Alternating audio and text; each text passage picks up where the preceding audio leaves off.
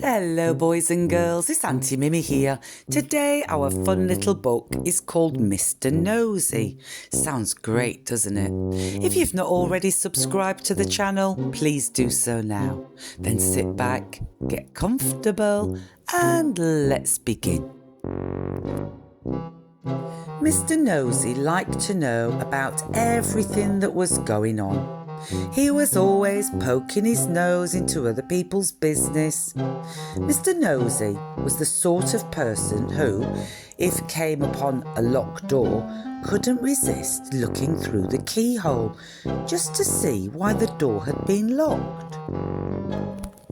Mr. Nosy was the sort of person who, if he found an unopened letter addressed to somebody else, would simply have to open it to find out what was inside. Mr. Nosy was the sort of person who, if he was sitting reading his paper on a train, would much rather read the paper of the person sitting next to him.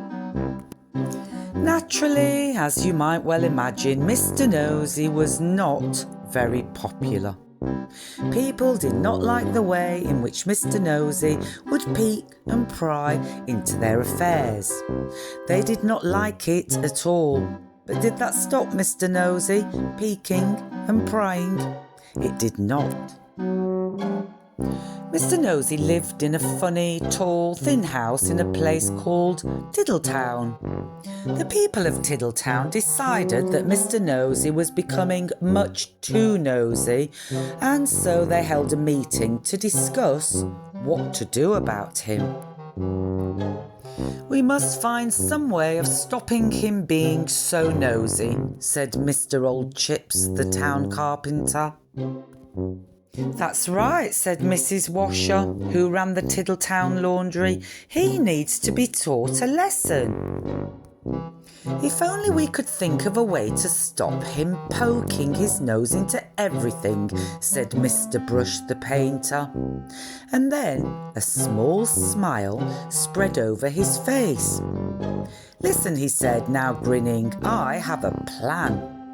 All his friends gathered round to listen to his plan. The following morning, Mr. Nosy was out walking along Tiddletown High Street when he heard somebody whistling behind one of the closed doors. "I wonder what's going on here," he thought to himself, and tiptoeing up to the door, he quietly opened it and peeped in. Splash went a very wet paintbrush right on the end of Mr. Nosy's nose, covering it with bright red paint. "Oh dear, I am sorry," said Mr. Brush, who was painting the inside of the door. Poor Mr. Nosy had to go straight home to try and remove the red paint, which was very difficult and rather painful. Mr. Brush chuckled to himself. The plan had begun. The following day, Mr. Nosy was walking past the laundry when he heard somebody laughing on the other side of a wall. "I wonder what's going on here," he thought to himself, and, standing on tiptoe, he looked over the wall. Snap went a clothes peg right on the end of Mr. Nosy's nose. "Oh dear, I am sorry," said Mrs. Washer, who was hanging up clothes on a washing line on the other side of the wall. Poor Mr. Nosy removed the clothes peg and went off down the street feeling extremely sorry for himself and for his poor red nose. Mrs. Washer chuckled to herself. The plan was working. The next day, Mr. Nosy was going past a fence when he heard hammering. "I wonder what's going on here," he thought to himself, and, creeping very quietly to the end of the fence, he peeped round. Bang went a hammer right on the end of Mr. Nosy's nose. "Oh dear, I am sorry," said old Mr. Chips, who was nailing up a loose plank in the fence.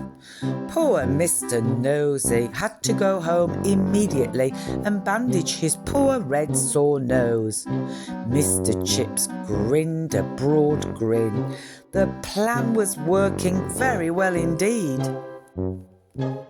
The following day, Mr. Nosy was walking in the woods when he heard somebody sawing wood. "I wonder what's going on here," he thought to himself, and he crept up behind a tree. He was just about to peer out from behind the tree when it suddenly occurred to him that if he did, something very nasty might happen to his nose. And so he went on his way without being nosy. Behind the tree with a saw raised in his hand stood Mr. Herd, the farmer. When he saw that Mr. Nosy had gone on his way without being nosy, he laughed and laughed and laughed. The plan had worked. Mr. Herd hurried into Tiddletown to tell everybody.